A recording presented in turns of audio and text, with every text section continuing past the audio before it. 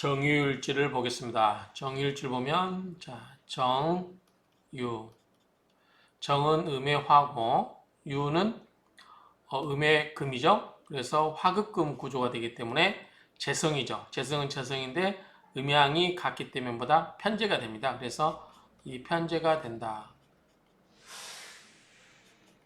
그리고 이 유금 밑에 유금의 지장가는 유경신이죠. 유경신. 자, 이 경금은 양의 금이고 신금은 음의 금이죠. 그렇기 때문에 경금은 정제가 되겠죠. 정제가 되고 이 유금은 신금과 마찬가지로 음의 금이기 때문에 역시 편제가 됩니다. 그리고 정유 이 구조 관계는 정유생이 되겠죠. 자, 이걸 어떻게 하냐면 정은 비견이 뭐죠? 같은 게 오화죠. 지지에 있어서 오화죠. 오가 뭐죠? 걸 녹이 됩니다. 녹. 그래서 오화가 오, 미죠. 그래서 오화가 여기서 시작되고 정화는 음이기 때문에 역순이죠. 그래서 유에서 끝나면 돼요. 그래서 노광세, 병사묘, 절태, 양, 생 여기 끝납니다. 생. 그래서 장생. 그래서 이거는 생의 구조다. 장생 관계다. 그래서 정화부터 유금은 장생 구조다. 이렇게 보시면 돼요. 그러니까 이렇게 정유를 보면 이렇게 먼저 이 정도는 뽑아놓고 시작을 해야 되겠죠. 그래서 생의 구조고 이 지장가는 경금과 신금밖에 없기 때문에 이건보다 전부 재성이죠. 근데 이 재성이 생궁에 있기 때문에 재물과 관련해서 즉 재성과 관련해서는 좋은 이야기가 있겠구나 이렇게 생각할 수 있겠죠.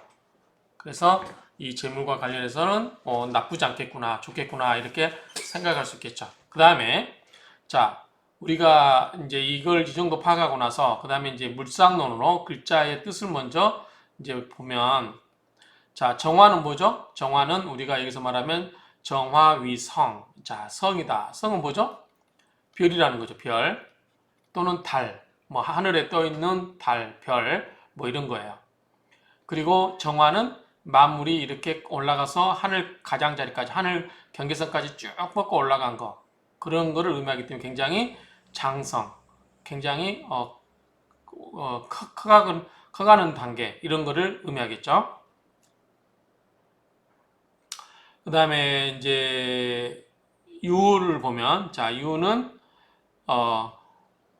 여기서 되겠네요. 정화는 이렇고 자 유는 이제 만물이 어떻게 돼요? 숙살 직고로 들어가는 때죠. 그래서 우리가 가을이 신유술이죠. 신유술. 그럼 뭐죠? 점차적으로 양의 기운이 쇠퇴하면서 음의 기운이 강해지면서 뭔가 목화에 그 팽창되던 그 자라고 팽창되던 기운이 이제는 응축되면서 결실로 이어지는 단계. 그래서 뭔가 결실로 만들어내는 단계. 그게 뭐냐면 이게 나오죠. 성취하고 늙는다. 만물이 성숙해짐에 따라서 기운이 점차 쇠퇴해지는 것이다. 그 다음에 음기가 양기를 압박하여 더욱 단단해지고 수기가 밑으로 내려가서 나무가 얼어 죽지 않게 물을 밑으로 내려보내서 낙엽이 단풍이 들면서 떨어뜨려서 나무가 추운 겨울을 준비하는 단계다. 이렇게 되겠죠. 그래서 단풍도 다 이런 자연현상에 불과하다. 나무가 살아남기 위한 몸부림이다. 이렇게 이야기를 했었죠. 앞에서. 자, 절기로는 백로고 이 정도 보면 될 것 같고요. 어쨌든 이 추분에 이르러서 이 과일이 결실을 맺는 단계다. 이 정도 보면 될 것 같습니다.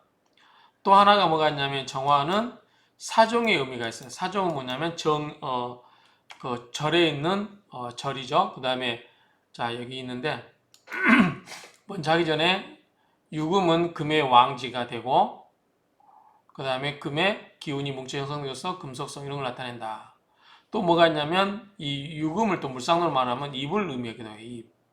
또 다른 걸 말 때는 균을 의미하기도 해요. 그래서 자 유금은 물상론으로 입을 상징하고 또한 균을 의미한다. 그래서 이 진토가 있고 진토는 무슨 토죠? 축축한 토죠. 그 다음에 유금이 있다. 그럼 뭐죠? 이거는 세균성 질환을 의미해요. 피부병이라든가 이러한 균 질환을 의미한다. 그리고 신금, 유금은 뭐다? 강력한 숙살짓기로 뭘 극한다? 목을 극한다. 이렇게 보시면 되겠죠.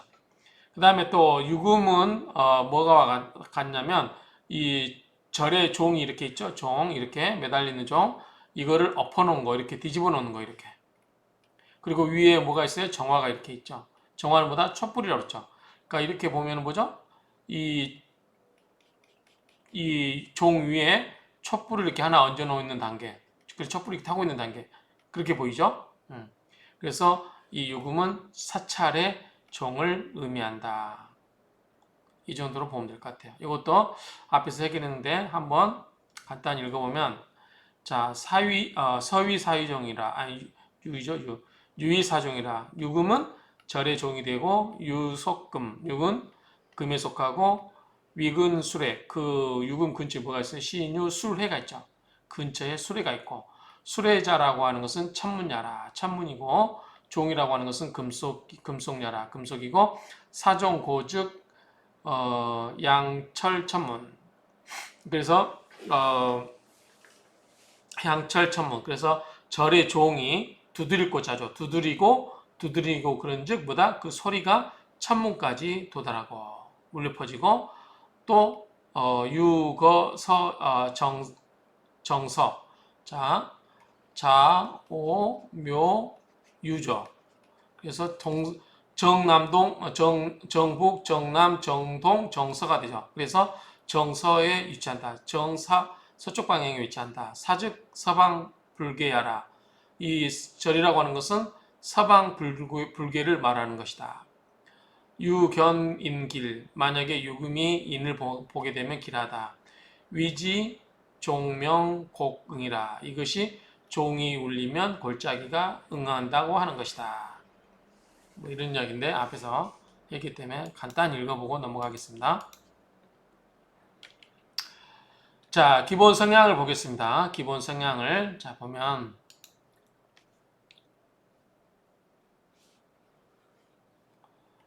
정유 자 정유의 물상은 이것은 뭐죠? 가을이죠. 가을 이건 뭐다? 불 또는 등불 촛불 다 마찬가지예요.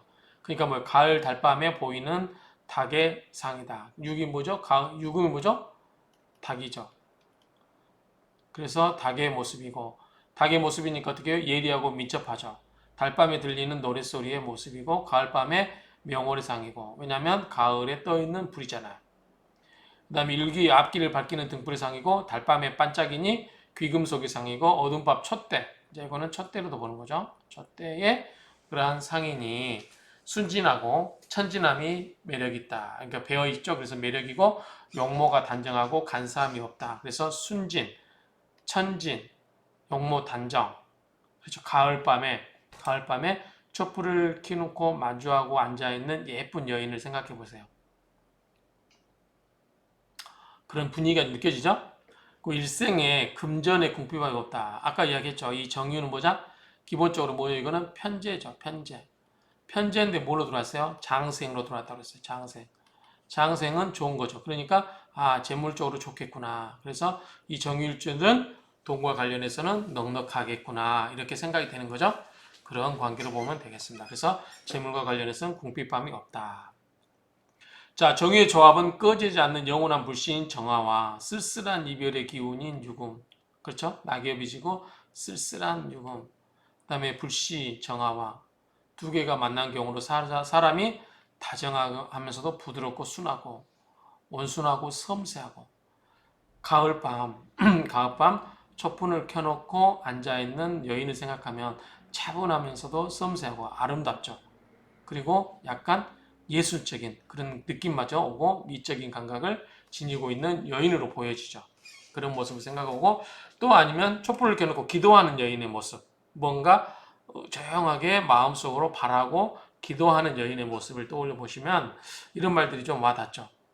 그래서 이런 정일주들은 뭐냐면 또 유금이 있어서 하긴 하는데 이런 경우도 뭐냐면 활인도 그러니까 우리 명량이라든가 이런 쪽도 좀 연상이 되죠. 기도하고 촛불 켜놓고 기도하는 모습이니까. 자, 정일주는 완성된 유금을 가지고 정화가 마무리 작업을 하는 모습이다. 조심스럽고 섬세하다. 손기술이 뛰어나고 패션 감각이 뛰어나다. 자, 정화는 뭐라고 했죠? 이것도 불도 되지만 또 뭐다? 빛과 열이면 어느 쪽이다? 열이라고 그랬죠. 그래서 뭐다? 용광로라고 그랬어요. 용광로로 유금, 금을 녹이고 있다. 물론 이제 용광로에서 신금을 녹이는 것은 바보짓이라고 했어요. 이미 다듬어진 보석이기 때문에 다듬어진 보석 신금을 녹이는 건 바보짓이긴 하지만 유금도 같이 볼 수 있죠. 그렇지만 어쨌든 이 용광로로 금을 녹여서 뭔가를 더 재련할 수 있는, 그러니까 손기술이 뛰어나고 패션 감각도 있다. 이렇게 볼 수 있겠죠. 그 다음에 유금은 시로 말하면 뭐예요? 밤이죠. 그래서 밤에 등불이죠. 그러니까 일몰의 가로등처럼 되어 있다. 그래서 섬세한 성격이 있는 반면에 대담성 있고 무엇이든지 지나치게 애정을 쏟는 경향이다. 그런 경향이 있다. 이렇게 볼 수 있겠죠. 자, 정유일주는 어두운 곳에 홀로 불길을 피워내어 어둠을 밝히는 현상이니 헌신과 봉사와 희생의 상징이다.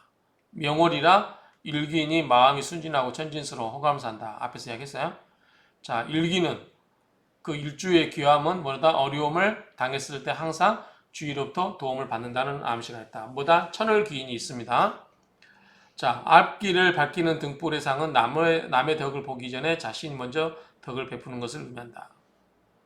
정유일지는 복성귀인, 수복길신을 사주 지녔기에 죄자 호명, 재성이 앉아 있는데 좋은 명절이라고 하는 거죠. 그래서 천복과 제복이 많아서 일생복록이 따르고 부귀 장수하는 명이다. 그러면 정유일주는 굉장히 좋은 일주겠죠. 따라서 수행지심으로 자신을 잘 다스리기만 하면 만인이 부러워할 재물과 명예를 얻을 수 있는 사주다. 그러나 간혹 과다한 지출로 인해서 혼자 고민할 때도 있는데 이런 복성 기운이 시지에도 함께 있을 경우라면 더욱 좋은 사주를 할 것이다.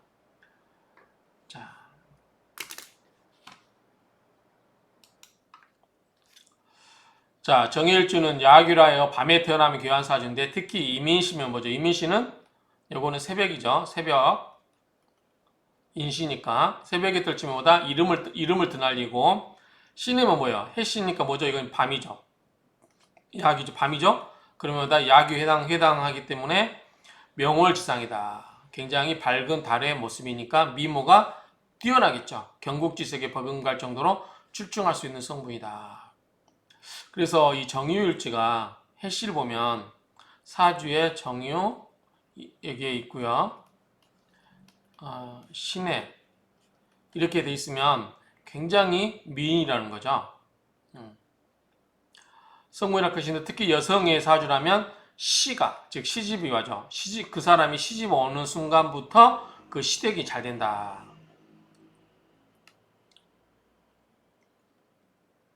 우리가 이런 경우는 이제 여자가 시집 와서 여자가 시집 와서 그러니까 여자가 시집 오기 전에는 그 여자가 살던 본가가 잘 되고 시집 와서는 시댁이 잘 되는 그런 우리가 평강공주격 사주라고도 하거든요. 물상론에서 그런 평강공주격 사주 그런 사주라고 할 수 있겠죠. 어쨌든 그 사람이 시집 와서 시댁이 잘 되는 거니까요. 자, 정은 부드러우나 그럼 남자들은 이 정일주 여자를 얻으면 좋겠죠. 특히 신해시까지 얻으면 더 좋겠죠. 자, 그 대신 이제 이 궁합이 맞아야 되겠죠. 궁합이 맞으려면 뭐예요? 두 개 합의되려면 정임, 한목, 임수가 되겠죠? 그렇죠? 자, 정은 부드러우나 유는 숙살이므로 금의 기운이기 때문에 그렇죠? 내심, 일도, 양단, 한 칼로 두 개로 짜누르는 그러한 속성이 있다. 그래서 섬세함과 일도, 양단의 대담성이 있고 행동이 민첩하며 집념이 강한 기질의 사주다. 낙천적 성격이므로 사람들 사이에 쉽게 융하고 다정다감한 면을 보인다. 그러나 숨어있는 불같은 성격이 폭발하면 굉장하지만 화가 풀리면 바로 잊어버리는 담백함도 있다. 어찌됐든 화의 그런 성향이 있겠죠? 이성적이면서도 천성이 순수하여 깨끗함으로 칠성신이 저절로 돕기에 횡재운이 따른다. 지도적인 성향과 지배력으로 타인과의 처세도 뛰어나지만 그 지도자적인 위치에서 일을 할 수도 있다. 이렇게 볼 수도 있겠죠? 자, 정유일주는 성패 정도가 매우 심한 사주로 자칫 실수를 할 경우는 치명상을 입을 수도 있다. 그래서 성패가 심하다. 즉 기복이 있다 그 말이죠. 그래서 재주만 믿고 상대를 부시하는 단점도 있는데 이런 걸 조심해라. 자신을 지나치게 좋게 또는 능력 있는 인간으로 평가함으로 타인과 조화를 잘 갖추지 않는 경우가 있다. 자신을 너무 과대평가하면 사람들이 싫어하겠죠? 성품이 뛰어나고 발전과 결실이 전체적으로 조화로운 일주에 해당된다. 이론, 즉 일주가 장생에 놓이면 대개, 그래서 일주가 장생에 놓이는 관계에 놓이면 대개 마음이 순진하고, 장생이 뭐죠? 이제 태어난 거죠. 천진스러운 매력이 있다. 마음이 순진하고 천진스러운 매력이 있다. 같은 얘기죠? 보통 용모가 단정하고 간사함이 없다. 온순하고 용모가 단정하고 깔끔하다. 같은 얘기예요. 자, 같은 얘기를 모아놓은 겁니다. 자, 정유일주는 분위기와 무드에 약하고, 촛불 켜놓고 밤에 촛불 켜놓고 앉았으니까 분위기 있고 무드에 약하겠죠? 귀가 얇은 면이 있다. 우리가 이제 이걸 이박이라고 하죠. 이박. 귀 위자에다가 열불박자를 쓰죠. 그래서 귀가 얇다. 그래서 남의 말에 잘 넘어간다는 얘기죠. 이박, 이 귀가 얇은 면이 있으므로 남의 말에 잘 속지 않도록 경계해야 된다. 감정에 치우치는 사람이며, 그렇죠? 촛불 켜놓고 분위기 잡으면 대부분 이제 감정이 센티멘탈해지겠죠. 그래서 순진하고 명랑하면서도 쾌활한 성격이다. 정유일주는 문창성과 학당이 있어서 두뇌가, 자, 문창성, 돈도 좋은데 문창성과 천을기인도 있고, 문창성과 학당 기운이 있어서 두뇌가 예리하고 관찰력이 뛰어나며 글재주가 탁월한 성분이다. 그리고 지지가 기운이라서 먼저 베푸는 상으로 주위의 존경과 사랑을 받는다. 그리고 죄자 호명, 재성이 좋은 명조에 앉아있으니까 제복이 많아서 일생 동안 금전에 궁핍이 없다. 그리고 중년 이후에는 명성과 큰 행제를 기대할 수 있다. 굉장히 좋은 팔자죠. 자, 정유는 다시 이야기하면 재성이 있고요. 재성이 생애 관계에 있기 때문에 재성도, 이 재물도 좋고요. 그 다음에 학당, 뭐 있잖아요. 문창성 학당이 있기 때문에 이 학문에도 좋고, 이렇게도 이렇게도 쓸 수 있겠죠. 학문도 좋고. 또 뭐가 있어요? 천을귀인이 있어서 또 어려울 때 도와주고. 굉장히 지금 좋죠. 그 다음에 또 아까 이 여자 같은 경우는 이 정유일주가 이 신혜시 이런 식으로 횟수를 만나면 굉장히 미인인 팔자라고 했죠. 그래서 굉장히 좋고, 또 뭐예요? 시댁에 시집 오면은 뭐죠? 이게 평강공주격으로 시댁을 부흥시켜주는, 그렇기 때문에 굉장히 지금 좋은 일주에 속한다고 볼 수 있겠죠. 자, 특징을 보겠습니다. 특징을 보면, 자, 정화가 밑에 유금에 상궁이 되어 꺼진 불빛으로 화극금을 할 수 있으나, 금다 화식, 식자 이렇게 쓰나요? 종재가 분명하니 토 금수를 좋아하고 먹고 하는 크게 헷갈린다. 음포티포는 정화가 유금의 장생이니 신앙제왕이라고 생각이 쉬우나 세력 논에서는 음양을 구분하지 않고 양화가 와 같이 보기 때문에 장생은 성립하지 않는다. 이렇게 보는 분도 있어요. 어쨌든 12운성으로는 장생이 앉았습니다. 그래서 정유는 뭐다? 장생의 관계다. 그래서 좋다라고 했어요. 마찬가지로 뒤에서 하겠지만 유금 속에는 지장간에 뭐가 있어요? 경금이 있고 신금이 있죠. 그렇죠? 근데 이 경금은 양이고 유금은 음이기 때문에 요거는 12운성으로 겁재니까 뭐예요? 겁재는 제왕이죠. 제왕이고, 그다음 신금은 같은 음이기 때문에 비견이죠. 비견은 뭐죠? 녹이죠. 그래서 이 경금이나 신금은 유금과 해서 노광이 앉아있어요. 그래서 이 노광이 뭐죠? 좌에 생에 앉았죠. 그래서 굉장히 재물과 관련해서 좋다 그 말이에요. 자, 뒤에서 더 설명할게요. 정화는 촛불과 관련되고 언변이 세련되고 설득력 있다. 따뜻하고 인정이 있다. 섬세하다.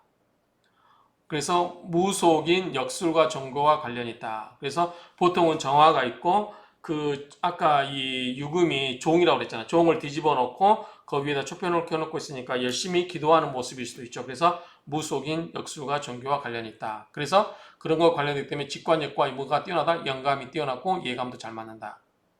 자, 정일주는 양일생에게는 병이, 음일생에게는 장생이 보통과 같이 문창 귀인의 길신을 사주에 지녔다. 그래서 지혜 총명하고 재주가 출중하고 공부를 잘하고 학문을 통해서 높은 직위를 가질 수 있다. 또 흉사를 만나도 길신으로 변화시키는 성분의 그 작용이 천을귀인, 천을이덕과 유사하다고 할 수 있다. 그래서 굉장히 지금 좋게 이야기하고 있습니다.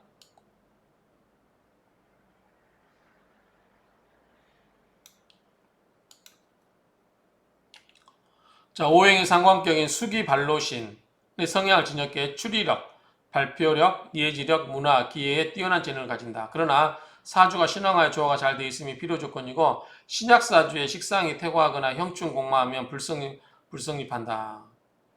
불성합니다. 불성립한다는 거죠. 한편 연명이면 소녀시대 문학에 심취하는 명이다. 자, 이걸 가지고 이걸 다 만들어내셔야 돼요. 자, 또 반복되는 이야기지만 한번 또 만들어 보겠습니다. 자, 정유일줄 먼저 적었어요. 근데 정유는 무슨 관계다? 이거는 보면은 재성이죠. 편제가 됩니다. 편제가 돼요. 그런데 정유가 무슨 관계냐? 12운성으로 생이다. 정은 뭐죠? 같은 비견급제가 오화예요. 그러면 오화에서부터 거꾸로 음의 음간이기 때문에 거꾸로 돌죠. 그래서 우리가 이렇게 보시면 되죠. 자, 이게 좀 더 크게 그릴까요? 손으로 하는 것보다 이게 더 낫겠죠? 자, 손가락 이렇게 소장법에서 이렇게 해요. 자, 이렇게 뒤집어 놓은 거예요. 자, 얘가 뭐죠? 해, 자, 축, 인, 묘, 진, 사, 오, 미, 신, 유, 술. 근데 지금 어디가 있냐면 여기 와야 돼. 이 유에 와야 돼. 여기에 유에 와야 돼요. 그런데 자, 정이니까 비견이 뭐죠? 5죠. 그러면은 어디 갔어요? 여기 있었죠. 그런데 정이 음이기 때문에 이렇게 가야 돼요.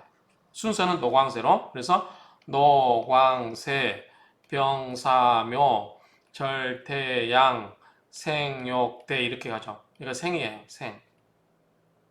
그렇죠? 여가 노광세, 병사묘, 절태양, 생욕대 이렇게 갑니다. 자, 그래서 정사는 뭐다? 생이 됐어요. 그래서 우리가 이거를 생궁이라고 해요. 생궁. 그 다음에 생은 뭐다? 생짓살. 그래서 12신살로는 짓살이 해당됩니다. 자, 여기 짓살이 되고요. 그 다음에 경금은, 자, 경금은 유, 경, 신 두 개밖에 없죠. 정제와 편제가 됩니다. 자, 경금은 뭐냐면 경금은 같은 등기 뭐죠? 신금이에요. 그 다음에 요거는 플러스니까 양의 순서고, 자, 신금은 음이니까 역행이 되죠. 요거는 순행이 되고, 자, 신금은 뭐가 같아요? 유금과 같아요. 그럼 뭐죠? 바로 자기 자리죠.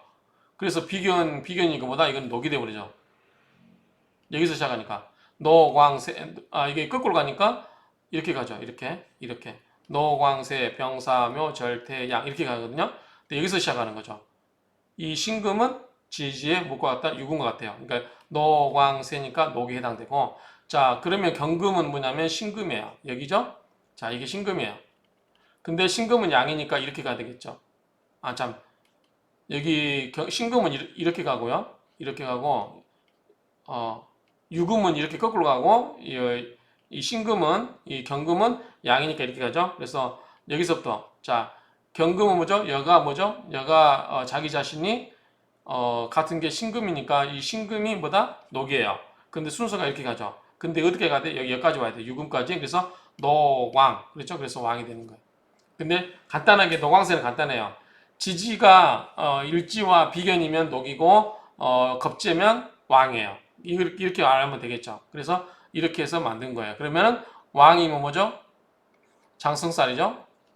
그 다음에 녹이면 망신살이고 이렇게 다 이제 뽑아냈죠. 그래서 앞으로는 이제 이렇게 뽑아내면 된다. 그래서 생궁이니까 왕자 생궁. 왕인데 생궁의 자하고 녹인데 생궁의 자하다. 그래서 어쨌든 재성은 보다 노광이에요. 노광. 그러니까 좋겠죠. 거기도 어디 또 앉아있어요? 생궁에 앉아있으니까 좋겠죠. 생궁이 좋은 거죠. 자, 그 다음에 이 삼합은 유가 들어가는 삼합이 뭐죠? 사유축이죠. 그 다음에 방합은 뭐죠? 같은 길 모이는 거 신유술 이렇게 되죠. 자, 그렇게 하면 자, 연살, 망신살, 역마살 요거는 뭐냐면 이거 도화살, 망신살, 역마살, 도망역 요거는 뭐냐면 삼합 갖고 만들어요. 삼합. 자, 삼합에서 만드는데 그럼 이거죠. 사유축 순서 하나 둘 셋 그대로 순서대로 자 우리가 그대로 하면 뭐냐면 같은 동자죠? 자,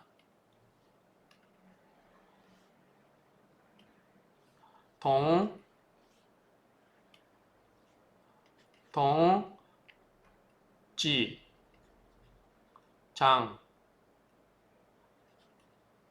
화. 이렇게 되거든요. 그러니까 동지장화.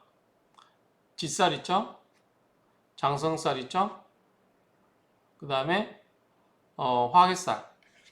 요거는 그대로 이 순서로 가면 돼요. 그러니까 이 지살은 4, 그 다음에 장성살은 6. 그쵸? 그 다음 축은 화개살. 이게 돼요. 이렇게. 그 다음에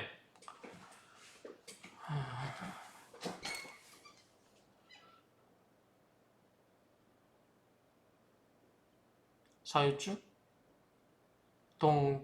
동지장화, 동지장화.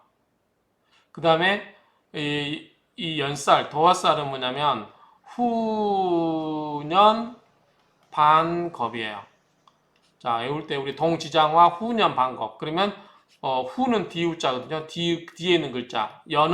연살은 첫 글자의 뒷글자. 그러면 사화의 뒷글자는 뭐죠? 사오죠. 그래서 오화가 되고, 망신살은 전천망육 이렇게 오거든요. 전천망육. 그러면 망신살은 가운데 두 번째 가운데 글자의 전은 뭐죠? 앞전자예요. 앞에 글자. 그러면 사유축에서 유금의 앞선 글자는 뭐죠? 신이죠. 신유술이니까 신. 그다음에 역마살은 충역제월이에요. 충역제월. 그러면 첫 번째 글자와 충하는 거. 이 첫 번째 글자 충하는 건 뭐죠? 사와 충하는 건 뭐예요? 해수죠. 그래서 요게 역마살이에요. 그렇죠? 그 다음에 고신살은 뭐냐면 이 방압에서 우측에 있는 거. 자, 이게 뭐냐면 고신이에요. 좌측에 있는 것보다 이거는 과숙. 이거는 여자고 이건 남자죠. 그러니까 과부, 호래비 뭐 그런 거예요. 그러면 자, 신유술 앞에 있는 거 뭐죠? 사오미겠죠. 미. 그다음 신유술 해. 그쵸? 그러면 미가 과숙이고 다음 글자 해가 고신살 되겠죠. 이해하시죠? 이렇게 하고 그 다음에 공망은 뭐냐면 자, 공망은 병화나 정화는 밑에 삼합의 앞글자. 자, 사, 유, 축 앞글자야. 앞글자. 그러면 사유축. 그러면은 지금 우리가 여기서 이야기하는 건 정유죠. 자, 사유축의 유금의 앞글자. 이 앞글자 뭐예요? 사가 있죠. 사. 그러면 사의 정화니까 뭐예요? 음이니까 한 칸 더 앞에 있는 글자. 그러면 사 앞에 있는 게 뭐가 있어요? 진이죠. 진사. 그래서 진사가 공망이에요. 진사가 공망. 이렇게 이해하시면 되고요. 참고로 그러면은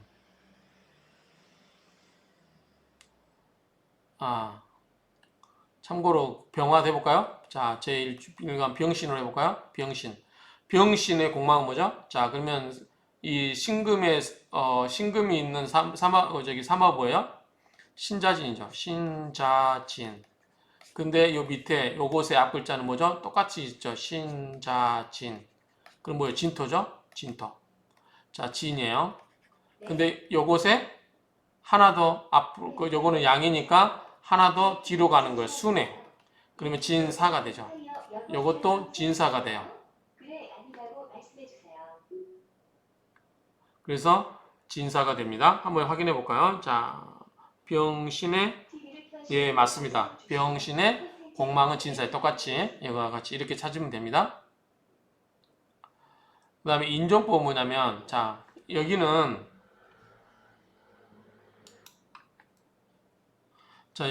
간단하죠.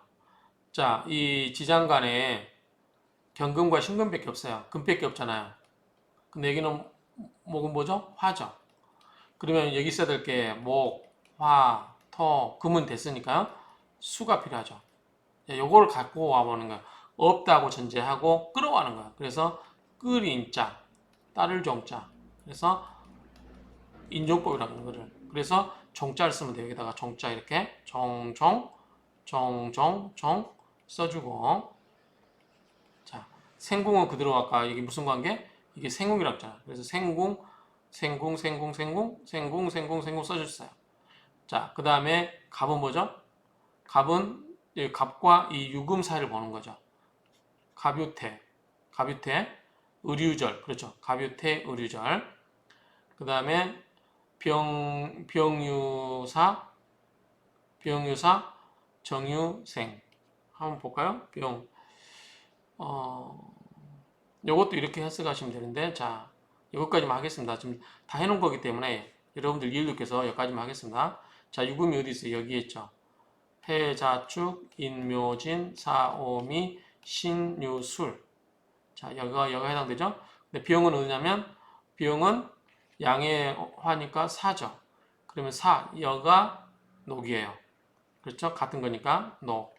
근데 양이 양 플러스니까 이렇게 되겠죠. 그래서 노광세 병사. 그렇죠? 그래서 사에 해당되죠. 자, 정화는 5죠. 그런데 5가 여기 있어요. 그런데 5는 뭐죠? 음이죠. 그러니까 이렇게 가야 돼요. 거꾸로 이렇게. 그러면 노광세 병사묘 절태양 생. 그렇죠? 유금이 생이 되죠. 이렇게 찾는 거예요. 이런 식으로 다 한번 하시면 돼요. 자, 그래서 이렇게 만들어 놓으면 갑 정의는 태와 절이에요. 인성이죠. 인성은 저와 태리고, 그 다음에 겁제 비견은 뭐죠? 사와 생이에요. 자, 인성은 뭐죠? 어머니도 되고, 학문도 되고, 그렇죠? 그 다음에 우리가 말하는 정말 인성, 사람의 성품, 이것도 되는 거죠. 절태니까 그다지 아름답지 않겠죠. 그 다음에 비견겁제는 뭐죠? 형제죠. 형제라든가 사업 동반자, 어때요? 생사니까 썩 그렇게 좋아 보이지 않죠. 상관과 식신. 자, 이거는 뭐죠? 식상은 뭐죠? 여자 입장에서는 자식이고, 남자 입장에서는 뭐죠? 처갓집이죠. 근데 뭐 이것도 사와 생이에요. 그다지 썩 좋아 보이지 않죠. 재성은 경금과 재성보다 이제 종자를 썼는데 쓸 필요가 없죠. 이거는. 왜냐면 여기에 이미 나왔으니까. 요거는 안 봐도 되는 거죠. 이거가 이미 있으니까. 인종으로 할 수가 없죠. 이미 끌어 있는데 뭐하러 인종을 또 합니까? 안 되죠. 그러니까 이거는 뭐죠? 왕자 생궁이니까 뭐예요? 녹자 생궁이니까 좋죠. 생궁에다 또 왕자니까. 노광의 걸록과 제왕이니까 좋죠. 그 다음 정관을 보면 정관은 뭐죠? 남편이죠. 남편이고, 그쵸? 남편이죠. 그 다음에 여자 입장에서 남편이고 남자 입장에서 뭐죠? 정관, 이 관성이 자식이에요. 그쵸? 그래서 욕병이에요. 그럼 남편이 욕병이 있으면 어때요? 자, 병은 뭐죠? 역마죠. 돌아다니겠구나. 욕은 뭐예요? 우리가 목욕이죠. 목욕 왜요? 멋부리고 광대고 빼떼고 하죠. 떼빼고 그러니까 멋부리고 돌아다니는 거죠. 같이 연결하면 관성, 여자에게 있어서 남편은 정관, 병관이니 어디 관성이 욕과 병이에요. 병은 역마의 12신상에 자, 병은 보시면 역마죠가 병이 역마죠. 그렇죠? 욕은 뭐냐면 목욕이에요. 뭐예요? 도화죠, 도화. 그러니까 남편이 멋부리고 돌아다니는 거예요. 그러면은 뭐 이거는 한량이죠, 한량. 그러니까 집안을 별로 안 돌보고 괜히 멋부리고 밖에 나가서 딴짓하고 그럴 수도 있겠죠. 그러니까 이 여자가 뭐예요? 집안을 생계를 책임지겠죠. 그러니까 여자가 굉장히 아까 여자가 뭐죠? 예쁘기도 하고 신의 신하면 예쁘다고 했잖아요. 예쁘기도 하고 능력도 있고 그리고 이 멋부리는 이제 연애할 때는 이런 멋부리고 돌아다니는 남자 보면 혹해서 연애를 했는데 막상 결혼해서 보니까 어때요? 무책임한 거죠. 그러면 여자가 자기가 가정을 책임지고 가는 그런 꼴이 되는 거죠. 그래서 이런 걸 가지고 우리가 이제 막연하게 그냥 이유 없이 이렇다라고 하면 안 될 것 같아요. 앞으로 명리학도 이제 학문이다 보니까 이렇게 근거에 의해서 이렇게 뽑아 놓아 봐 보니까 자, 이렇게 보니까 태와 절이고 사와 생이고 사생 이거는 화투동법이 같겠죠. 그 다음에 왕록, 욕병 이렇게 있다 보니까 이걸 가지고 그 육친관계를 해석을 해야 말이 되겠죠. 그냥 아무 근거 없이 뭐 할 것이다 이렇게 보는 거는 말이 안 되겠죠. 그런 부분에서 보면은 이렇게 자꾸 습성을 분석하는 버릇을 들여야 되겠죠. 이런 식으로 하시면 될 것 같아요. 자, 특히 여기서는 보면 재성을 노광을 놓고 있기 때문에 자, 재성이 편재와 정제가 왕과 녹을 앉아있기 때문에 재물에 관한 거는 됐겠죠. 그러니까 경제, 재테크라는가 재물에 관한 능력이 뛰어나고 또 뭐예요? 계산 능력도 뛰어나고 또 뭐예요? 이해타산도 빠르겠죠. 이해타산도 빠르고 그 다음에 뭐죠? 뭔가를 이루고 오려고 하는 욕망도 강하고 재물에 대한 성취 욕구도 강하겠죠. 어차피 노광이니까 그렇게 할 수밖에 없죠. 그리고 자 남자 입장에서 보면은 뭐죠? 남자 입장에서 보면은 재성이 뭐예요? 여자잖아요. 처가 뭐예요? 좋잖아요. 처가 노광에 앉았으니까. 그리고 생에 들어와 있으니까 굉장히 좋겠죠. 그래서 뭐다 이거는 현모양처라고 해야 되나요? 현모양처를 얻을 수가 있겠죠. 남자 입장에서 굉장히 좋다. 자 이걸 보면은 비경계는 본능계, 식상은 감성계, 자기 재주를 드러내는 거라고 했죠. 재성은 수렴계, 뭐 욕망계, 공간능력, 관성은 자율계, 인성은 사고계. 인성은 뭐예요? 학문이잖아요. 그러니까 사고체계 이렇게 얘기하면 되고 관성은 스스로 자기를 기울하는 거죠. 그래서 자율계다 이렇게 보면 될 것 같고요. 뭐 그렇게 말씀하시면 되는데 뭐 참고하시면 될 것 같습니다. 어쨌든 이 정의를 가지고 여러분들이 이걸 다 만들어내실 수 있도록 빈 종에다가 한번 이렇게 만들어 보세요. 이 정의 하나만 갖고 이거 다 만들어 보실 수 있으시면 좋겠죠? 이제 이게 숙달이 필요하겠죠? 자, 그 다음에 이제 이렇게 해놓고 제가 이렇게 파란 글씨로 갖다 써놨어요. 그러니까 그거를 우리가 해석하자는 거예요. 근데 가끔가다 이게 배치되어 있는 해석도 있는데 지금 여러분 거를 많은 분들 거, 몇 사람 거를 갖다 와 보니까 말이 안 되는데 일단은 그걸 참조해서 우리가 보면 될 것 같아요. 자, 먼저 자 인성을 가졌어요. 인성은 뭘까요? 자, 이걸 직업 재물에다 왜 갖다 왔어요? 우리가 직업을 얻기 전에 뭐 해야 돼요? 공부해야 되죠. 공부, 학문, 학업 이런 거죠. 그래서 이런 걸 어떤가 한번 보기 위해서 가져왔어요. 그런데 이게 뭐예요? 이게 태와 절이에요. 절태로 들어와 있어요. 절은 뭐죠? 끊어진 거고 태는 뭐죠? 이제 잉태한 거예요. 근데 너무너무 약하죠. 이제 막 우리 막 초창기 때 얘를 가지면 어떻게 해요? 조심해라 아가야 조심해라 그래서 굉장히 신경을 많이 쓰죠. 그런 관계. 그러니까 아직은 힘이 미약한 단계. 그래서 공부는 그다지 좋아 보이진 않겠죠. 근데 이걸 또 확장하면 뭐죠? 이거는 육체로 말하면 어머니가 되고 또 우리가 심리로 말하면 뭐죠? 이거는 사람의 인성도 되겠죠. 근데 어쨌든 그렇게 보면 그래요. 근데 일단 여기서는 학업을 볼게요. 학업. 자, 소년의 다재다능하고 학문의 비상한 발전을 이룩할 것이다. 좀 생뚱맞죠? 절대하고 맞지 않는 이야기예요.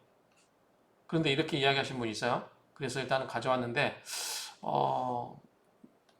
왜 그런지 모르겠어요. 그리고 특히 재성이 발달하면 제극인으로 인성을 극한다고 우리가 배웠잖아요. 그런데 어쨌든 우리가 이렇게 비판적 시각으로 이걸 이제 봐야 되겠죠. 절대로 돌았다 인성이. 그런데 다재다능하고 다재다능할 수 있죠. 왜냐하면 재성이 뛰어나니까.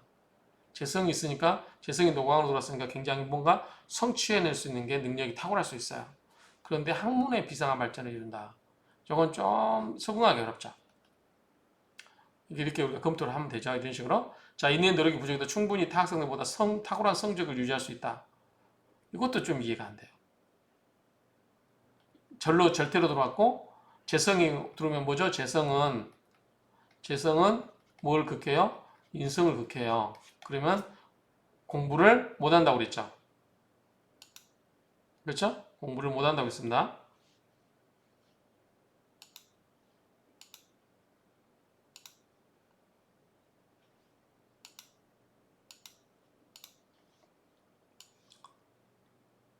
이게 잘못 건드리면 제가 이용할 줄 몰라가지고 다시 켰습니다.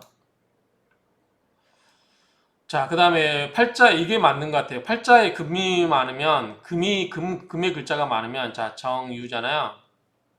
자, 또 이 금이 있고 이런데 금이 있으면 뭐죠? 이게 신약해지죠. 그럼 뭐죠? 이게 생이지만 이게 일주가 약해지면 힘들겠죠. 화급금이 잘 안 되겠죠. 그래서 항마 공부가 그래서 어렵다고 봐야 돼요. 공부 과정이 어렵다고 봐야 될 것 같아요. 그리고 인성도 안 좋겠죠. 그래서 이런 좀 부분이 이렇게 해석해야 맞지 않을까 싶어요. 근데 앞에서는 전부 다 뭐 학문이 좋다 막 이렇게 이야기했는데 이것과는 약간 대치되는 개념이죠. 근데 이게 이 논리대로 푼다면 절대이기 때문에 이 논리대로 푼다면 이게 맞겠죠. 자, 성공의 전공은 이거 넘어가겠습니다. 자, 상과 재성이니까 재성이 노광이 있으니까 돈 버는 거 뭐 경영 회계 좋겠죠. 그다음 문과로 말하면 공학, 의학학 전문 자격증 뭐 이런 것들 여자는 이런 쪽 뭐 있는데 넘어가겠습니다. 자, 초년에 학문 발달이 이루어지고 중간에 태만이 오더라도 세월이 흐르면서 학문이 이루어진다. 세월이 흐르면서 학문이 이루어진다고는 맞겠죠. 자, 타학위 취득도 가능하다. 자, 항상 세속적인 것에 관심과 발전이 많을 것이며 두뇌가 빠르고 수명도 대체로 양호하다. 재능과 소환도 남다를 것이며 학문의 두뇌 발달도 해서 소년 학문 길에도 성공이 될 것이다. 앞에서 했던 얘기 동일한 얘기죠. 어쨌든 인성이 절대로 들어왔는데 그래도 학문이 좋다. 그 다음에 정의율주는 정화는 부드러우면서도 대체적으로 조곤조곤 말을 잘하여 언변이 좋으므로 교육계통이 좋다. 이거는 화의 특성상 우리가 화일주들이 말을 잘한다고 그랬죠. 식사행도 하기도 하지만 화는 밖으로 막 뿜어내는 거잖아. 그렇기 때문에 말을 잘한다. 자, 유구모자 숙살직이죠. 그래서 천인성, 하늘의 칼날이죠. 하늘천 칼날인자니까. 하늘의 칼날이라여 칼을 들었으니 그 성품이 강경하여 물러섬이 없는 부드러운 카리스마의 인물이 많다. 정화 음간이기 때문에 그래도 부드러운 카리스마고 배우자 궁에 칼이 들었으니 활인계통업에 종사하여 그 훌륭함을 면할 수 있다. 그렇죠? 배우자 궁에 칼이 들었으니 활인계통 칼을 갖고 할 수 있는. 그래서 아까 뭐예요? 직업적으로 뭐 의사, 면허 막 이런 거 있잖아요. 전문 자격증. 자, 조직 직장보다 자기 사업의 인연이 깊을 운에 팔자의 수, 목이 조화를 이루면 조직, 직장, 길, 사업 모두 가능하다. 자기 사업이 더 줄 수 있다는 얘기죠. 항상 큰 꿈을 꿈꾸므로, 왜냐하면 지금 재물에 대해서 뭐 노광으로 들어왔잖아요. 그러니까 재물에 대한 생각이 강하죠. 사업에 연연하고 싶어 하고 투기적인 사업에도 쉽게 유혹을 당한다. 왜냐하면 욕심이 강하니까. 모든 것은 욕심이 강한 데서 비롯된 거죠. 팔자의 금의 글자가 많으면 처와 동업하든지 가업에 동참, 동업하는 경우가 많다.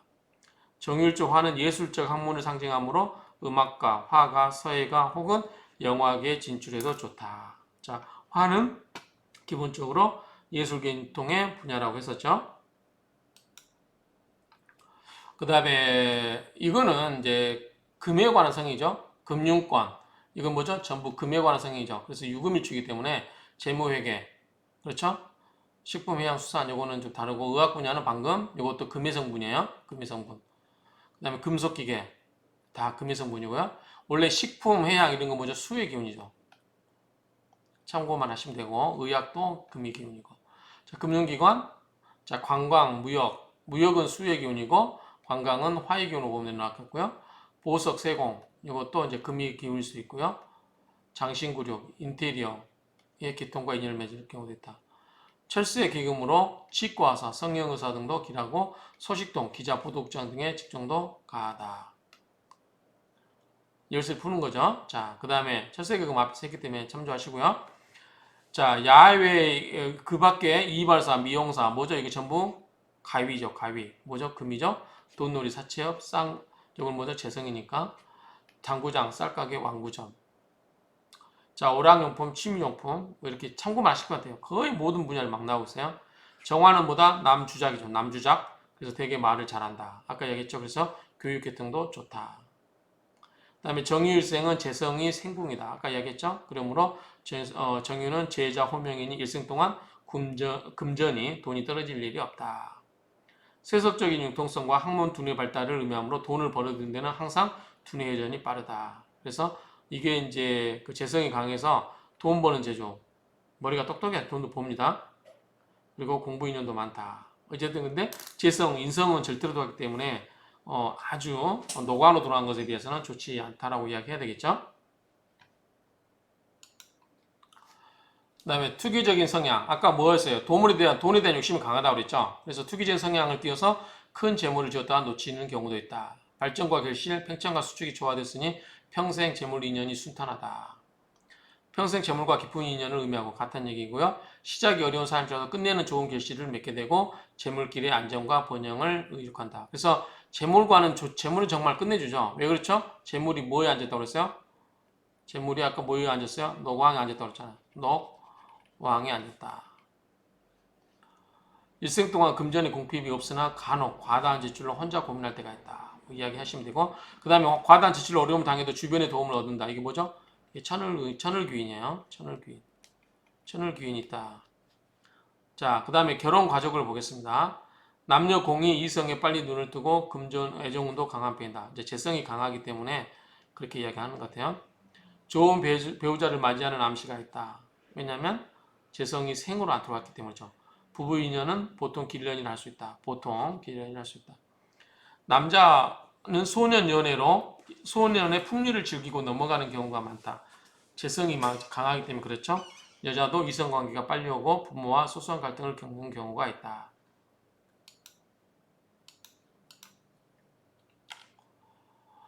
남자의 경우 재물 인연이 강한 배필이라 처의 기가 강하고 재물 활동이 왕성한 배필 인연이 많다. 아까 얘기했죠. 처가 노광으로 앉았기 때문에 남자가 한량기가 있어서 어떻게 된다? 관성이 무득에 앉는다고 그랬죠. 관성이 병욕으로 앉는다고 그랬죠. 그러니까 남자가 그냥 한량기에서 돌아다니는 게 좋아하면 처가 생계를 책임질 수도 있겠죠. 팔자에 금의 글자가 거듭 있으면 화가 약해지겠죠. 화가 약해지고 자 정유인데 이게 뭐죠? 이게 처죠. 근데 금이 이렇게 많이 있으면 뭐요?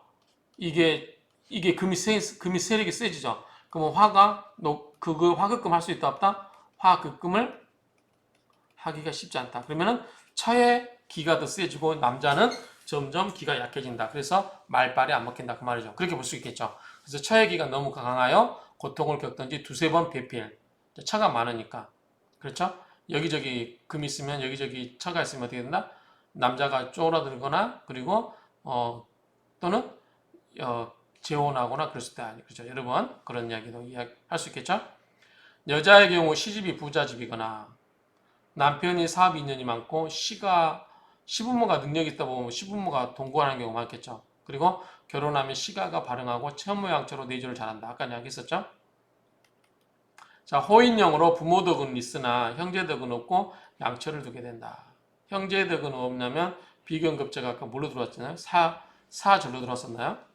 밑에 볼게요. 자, 정유일제. 자, 형제는 뭐냐면 여기서 병화나 정화가 되겠죠. 그래서 이거는 겁제가 되고 이거는 비견이 되죠. 여기 아마 사절로 들어왔을 거예요. 사절로. 그러니까 좋지 않겠죠? 아니죠. 사생이겠죠. 사생. 자, 정유일주의 사주, 확인한 말 나온 김에 볼까요?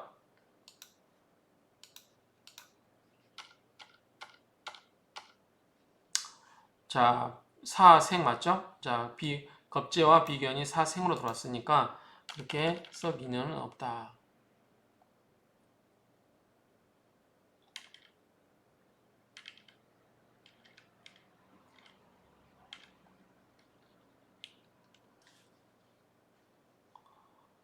자, 정일제 사정곡의 목화다, 무토, 토 할 경우는 요거는 좀 분석을 해봐야 되겠네요. 자, 한번 해볼까요? 정유일주가 사정곡에 목화가 많아요. 그럼 정화가 세지겠죠? 그렇죠? 토가 세져요. 그러면은 유금이 약해지겠죠. 그러면은 이게 이 정화가 기운이 세지면 이 유금 하나에 만족을 못 하겠죠. 그래서 밖에 애인을 두거나 집안 아내한테는 인색할 수 있겠죠. 극만 하니까 자신이 너무 드세요. 그러면 남자는 기운이 드세인데 굉장히 성격이 괄괄하고 드세인데 여자가 깨갱하고 사는 형국이 되기 때문에 이런 경우는 와이프를 구박하고 밖에 나가서 다른 여자한테 잘해주겠죠. 그렇게 볼 수 있어요. 그런 이야기고요. 이게 밖에 다른 여자한테 후한 선물을 준다. 이런 남성의 아내도 음란하고 욕심이 많아 밖에 애인을 두지만 가정만은 지킨다. 왜? 남자가 뭐라고 했어요? 남자가 한량이라고 했죠. 한량. 왜 그랬죠?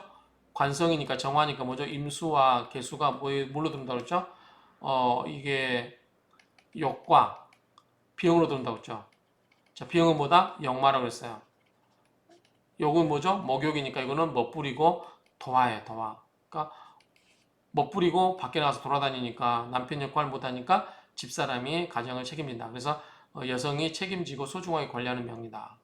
그러니까 어떻게 보면 부인이 좋은 거죠. 그런 의미에서는 내 대신 집안을 챙겨주니까. 정일주 사주 원국에 금수가 많은 남성이라면 자 금수가 많으면 내가 당하죠. 남성은 뭐냐 출세욕과 물욕의 인생을 그르칠 수가 있다. 금수가 뭐죠? 관이죠. 금은 뭐죠? 재성이요. 재성과 관을 탐내요. 우리가 이렇게 생각하시면 돼요. 선거를 맨날 지면서 나가면서 선거 때만 들어가면 나가서 선거에 나가서 돈 왕창 쓰는 사람들 있죠. 출세욕과 또는 뭐 물욕이라보다는 그 출세욕이겠죠. 명예욕 뭐 그럴 수가 있다. 여성이라면 많은 남성들과 인연을 맺다. 왜냐하면 여성은 뭐 수가 뭐예요? 관이잖아. 그러니까 많은 남성이 되는 거죠. 다분하다고 할 것이니 조심해야 된다. 자, 남자는 재성이 노광이고 장생이 놓였기 때문에 처덕이 있다. 남자는 똑같은 얘기죠. 처덕이 있고 여자 또한 남편에게 큰 재물과 인연한 사업가나 지위가 보장된 사람과 인연이다. 재물이 노광이니까 그러죠. 그래서 시댁이 부자인 경우가 많다. 이렇게 보시면 되겠죠. 자, 정유일주 남명은 일제 천을귀인이 이만희 처가귀인이요. 그래서 처가귀인이다. 자, 정유에서 유가 이게 정유가 정해인가요? 정해하고 정유가 천을귀인이잖아요. 그러니까 이 유금이 부인 자리에 천을귀인이 앉아 있으니 처가 귀인이 되겠죠. 재물이 귀인임을 알 수 있다. 처나 재물이 귀인이다. 귀인이 장생하니 능력 있는 현모양처 인연이나 지지의 증편제가 동조하니 이성관계가 복잡할 수 있다. 금명은 즉 남자는 좋은 아내를 맞이하나 다만 재성 혼잡으로 외방에 첩을 들 수가 있다. 첩이의 말 여기에 이제 정제 편제가 혼잡돼 있으면은 여러 여자를 둘 수 있다 그 말이고요. 또 마찬가지 외방에 첩을 두는 성분이 강하고 몸에 수술 자국에 흉터를 남길 수 있다. 그래야만 활인을 해야만 액을 면할 수 있다. 이렇게 보시면 되고요. 자, 그 다음에 관을 보시면 임정관은 뭐죠? 임정관은 욕이고 계평관은 병이에요. 자, 그러면 자, 욕은 뭐냐면 목욕이에요. 목욕. 요건 뭐냐면 도화예요. 도화. 자, 이거는 뭐냐면 병은 역마예요. 역마. 그러니까 멋부리고 돌아다니는 남편이. 자, 곤명, 즉 여자는 부군, 남편의 풍류를 면할 길이 없다. 즉 남편이 멋부리고 돌아다닐 수밖에 없다. 이 구조로 보면 여타일주비에서 단연 좋다고 할 수 있다. 여성은 관정 욕종으로 풍류를 아는 남편을 만날 수 있죠. 남편이 굉장히 깔끔 떨고 멋부리고 풍류를 즐길 수 있는 남자를 알 수 있다. 연애할 땐 좋겠죠. 결혼하고 나서는 속 상하겠죠. 그래서 부군을 맞이할 공상이 크다. 남편의 풍류로 피할 길이 없다. 남편의 풍류가 피할 길이 없다. 남편을 잘 보살피는 현차도 손색이 없다. 그래서 연애할 때는 멋있는 남편에 끌렸다가 그런 한량기 있는 무책임한 남편은 돌아다니고 결혼 후에 부인이 살림을 더 맡아서 하는 현모양초의 내조 스타일이다. 자, 재성 노광이고 장생의 조함으로 시부모가 재력이 있을 수 있고 그렇죠? 자, 재성은 뭐죠? 재성은 여자 입장에서 시댁을 말해요. 왜냐하면 남편이 관이죠. 남편을 생겨준 건 뭐죠? 재성이죠. 마찬가지고 이렇게 보시면 돼요. 그러니까 얘가 시댁이 되고 남자 입장에서 처는 뭐죠? 재성이죠. 재성을 생겨준 건 뭐예요? 식생재죠. 그래서 식상이보다 처갓집이 되는 거죠. 이렇게 보시면 돼요. 시부모가 재력이 있을 수 있고 남편은 마마보이일 수 있다. 돈 많은 집의 아이는 대부분 마마보이가 되죠. 어머니의 영향이 크니까 도화 장생은 귀한 인연과의 배필을 암시하므로 부덕을 보는 편이다. 일지가 도화 유금이 멋부리기를 좋아하고 금은보소로 치장하고 집안 분위기를 고급스럽게 꾸미려 하는 그런 습성이 있다. 여명의 경우에는 성정이 온순하고 결혼하면 제신, 즉 재물의 신이죠. 제신의 형세가 아름다운 정유일생 여명이 결혼하면 시가가 발흥한다. 이건 뭐죠? 시집 와서 집안을 일으킨다. 현모양처. 또 뭐다? 평강공주격이라고. 평강공주. 평강공주가 뭐예요? 바보온다를 출세시키죠. 자, 재물과 배필의 별이 가까우니 배필목 대체로 무난하고 큰 재물과 인연하는 배우자를 만난다.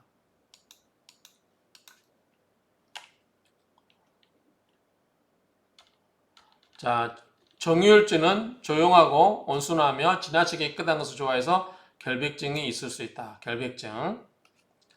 아름다운 세계를 동경하고 바라보는데 이런 중에 살고 있는 여성은 대체로 첫 남성과는 이혼하고 나이 들어서 새로 사귄 남성과 따뜻한 가정을 새롭게 꾸민 후에야 비로소 아름다운 인생의 맛을 즐기며 말년을 보낸다. 그러니까 순진하다 보니까 첫 실패할 수가 있다. 그 말이죠. 자, 섹스 타입은 넘어가겠습니다. 여러분들 읽어보시면 되고요. 자, 정유일주는 일반적으로 좋은 배우자를 만나는 확률이 높다. 정유일주가 임진일주 배우자를 만나면 좋겠죠. 정유 합이 뭐죠? 정의만목 지인유합금 제일 좋겠죠. 겉궁합 속궁합 다 좋으니까. 이거는 겉, 이거는 속궁합 좋겠죠? 헤어지지 않겠죠. 근데 이거 반대로 정계충, 묘유충, 개묘일주는 어떻게 돼요? 헤어질 수가 있겠죠. 이렇게 보시면 돼요. 이렇게 보시면 되고, 자 이번에는 인성을 보겠습니다. 인성은 뭐죠? 인성은 어머니가 되겠죠. 남자 입장에서는 어머니, 그 다음에 여자 입장에서는 친정이 되겠죠. 자, 재성이 노광지를 얻어서 재성이 노광이고 장성이 노였기 때문에 부친, 부친은 뭐죠?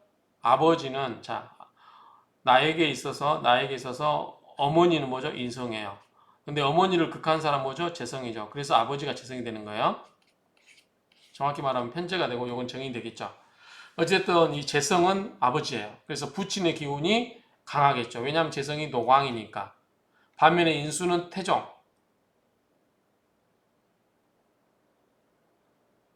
태종으로 뭐죠? 인수가 태에 앉았기 때문에 약하죠. 그래서 모치는 상대적으로 무력하다. 요거는 태고, 요거는 노왕이니까 강하죠. 그래서 아버지의 영향력이 크고 어머니는 영향력이 미미하다. 이렇게 볼 수 있겠죠. 그렇지만 전반적으로 부모 덕은 있다. 부친의 기운이 강하여 그로 인한 사소한 갈등이 지나치거나 모친이 허약하여 근심을 만날 수 있다. 부모는 아버지는 너무 기운이 강하고 아버지는 괄괄거리고 굉장히 드세고 어머니는 약하면 갈등이 있을 수 있겠죠. 자, 병화는 유금에서 사종이다. 뭐죠? 사예요. 그럼 뭐죠? 병화는 겁재니까 남자 입장에서는 여자 형제고 자, 비견은 남자 형제겠죠. 또 여자 입장에서는 겁재가 남자 형제. 그러니까 결국 뭐예요? 겁재, 비견은 뭐다? 형제. 그런데 사생이기 때문에 어떻게 돼요? 별로 좋지 않죠. 사생이니까 사는 죽은 거고 생은 생하긴 했지만 굉장히 이제 뭐 약한 거라고 할 수 있겠죠. 물론 이제 장생이니까 뭐 약한 건 아니지만 그래도 아직까지 노광은 아니니까. 그래서 일반적으로 덕은 좀 약하다. 정유일주 남명의 경우는 호인형으로 부모 유독하고 부모가 괜찮다고 했죠. 좋은 아내를 현저로 만난다.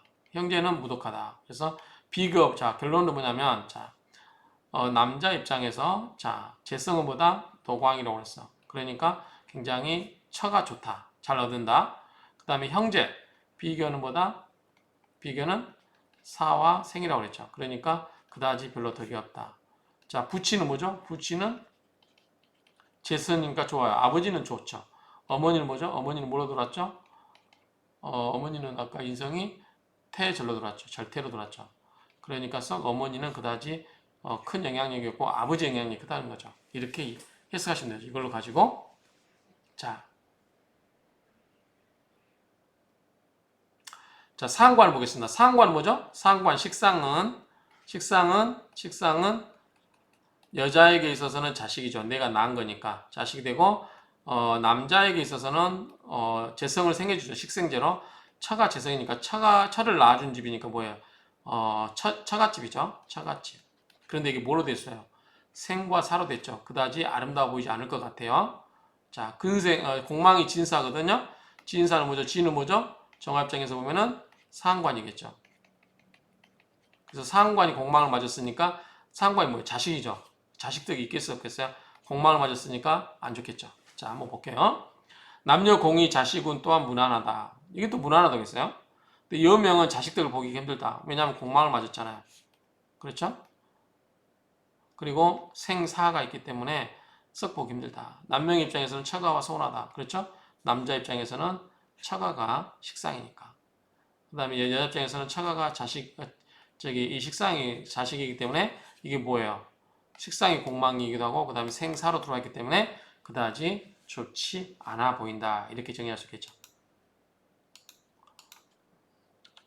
자, 건강을 보겠습니다. 자, 정화는 뭐죠? 심장이죠. 화는 뭐다? 심장. 화는 심장이죠. 심장. 그 다음에 혈액계통. 유는 뭐죠? 소장. 금이죠. 금은 뭐죠? 기본적으로 폐죠. 폐. 근데 여기 보면 유는 소장, 정낭, 난소, 코, 인후, 폐 이렇게 돼 있어요. 폐는 여기만 있고. 자, 정유일주는 간이나 폐가 약하다. 왜죠? 정유일주는 왜 그러죠? 정유가 있으면 자 간은 뭐죠? 목이죠. 목이 뭐 근근목 당하고 목생화해서 기운을 뺏기잖아요. 목이 약해지니까 간이 영향받을 수 있고 폐는 뭐죠? 화극금으로 금이 약해지니까 폐가 약할 수 있죠. 골절 당할 수 있고 잘 놀라고 흥분한다. 왜냐하면 이건 심장이니까 정화가 두근거리고 맹장과 치질이 오게 되면 소장과 생식기 약하다. 참고하시면 될 것 같습니다. 자, 심장과 간장이 허약하여 안경을 써야 하고 안경은 뭐죠? 목이죠. 눈이니까 금기가 극상을 받으면 하혈하고 치질 등 피를 보는 수가 있다. 사주원국의 개수가 투출하면 충화죠. 전기충으로. 그런 경우는 안질이 생길 위험이 크다. 건명은 몸에 흉터나 수술 자국을 남길 수 있다. 그럴 때는 활인을 해야 이걸 면한다. 매사에 자기 중심적인 성향이 강하고 건강은 심장, 시력, 간질환 등에 유의해야 된다. 정유일주 사주원국에 금수가 많을 경우 금수가 많으면 정화가 약해지겠죠. 본인이 약해지겠죠. 그럼 체질적으로 심장과 소장이 약해져서 심장은 뭐죠? 약해져서 사람이 겁을 많고 소심하고 잘 웃고 잘 우는데 저혈압에 시달릴 위험이 있다. 참고만 하시면 될 것 같습니다. 이거를 해야 될까 말까 고민인데 해볼까요 그냥? 자, 정유일주에 사주원국에 목화가 많아요. 그럼 당연히 여기 유금이 깨갱하겠죠. 정화는 강해지니까. 그러면 어떻게 돼요? 남녀 모두 음탕하고 재물복도 없다. 그러면 이보다 이게 약해지는 거죠. 재성이 약해지는 거죠. 그렇죠? 그 다음에 폐와 대장. 이거는 뭐죠? 금이죠. 폐와 대장에 병이 침입할 확률이 매우 높은 편이다. 이게 금의 성분이기 때문에 그래요. 금이 뭐다? 약해지니까. 약해짐보다 면역력이 떨어지겠죠. 정일주 사주원국에 목이 3개나 돼요. 토가 1, 2개 있다. 그러면은 인성이죠. 인성이니까 학문이겠죠.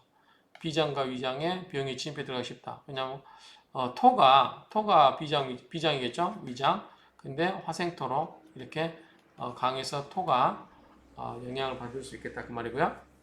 화토다. 근데 수어가 없으면 신장과 방광이. 자, 수가 없기 때문이죠. 신장과 방광보다 수에 관한 거죠. 당뇨병이 오고 싶다. 당뇨병은 수가 많아도 쉽게 오는 체질인데 이는 바로 신장과 방광이 지나치게 강하고 실에서 빨리 허물어지기 때문이다. 참고하시면 될 것 같고요.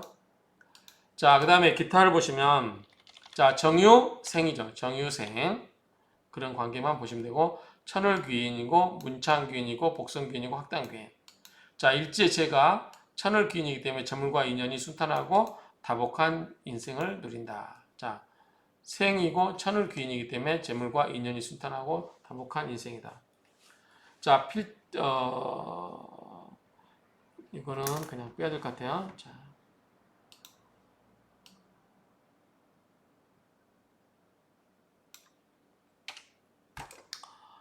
자, 정유일주는 천을귀인과 달리게 스스로 해결하기 힘든 난제들이 생겼을 때 생각지도 않았던 주변의 도움으로 난제들이 어려움 없이 해결된다.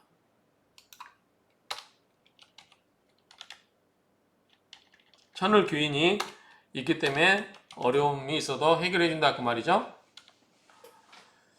자, 정일주는 자자 천을귀인의 이만이 일귀격이라고도 한다. 앞에서 했던 이야기죠. 일귀격이라고도 하는데 지혜가 총명하고 용모가 준수하다. 일제 장생을 깔고 앉았으니 발생지기상이라 감수성이 뛰어나고 모방력이 탁월하다. 편재는 다양한 능력을 의미한다. 다양한 재능을 의미한다. 12호성도 장생이라 재능의 빛이 강한 일주다. 사주원국에 천을귀인이 있으면 사람이 믿을만한 살고 온순하고 순리를 다하며 의리가 있다.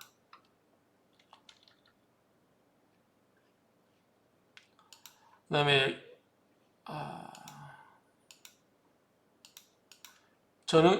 정일주는 천을귀인 일기의 성분을 사주에 지녔기 때문에 천성이 순수하고 자태가 준수하고 천성이 순수하고 자태가 준수하고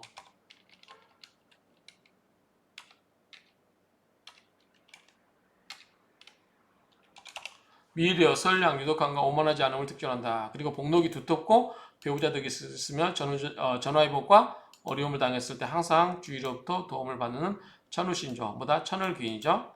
자, 태극귀인을 사주 지녔기 때문에 시종, 종래의 성과, 거듭의 기쁨을 암시한다. 철새 계금은 학당은 학문을 즐겨하고 그로써 적덕을 쌓는 것이다.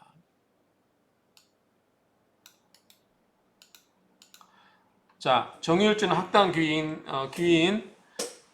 귀인이고 일간 장생궁을 사주 지냈기 때문에 암기력이 우수하고 천재적인 두뇌로 머리 회전이 비상하고 철새기금 학당으로 인해서 학문을 즐겨하고 문장에 수려하여 지성이 돋보이는 명이다.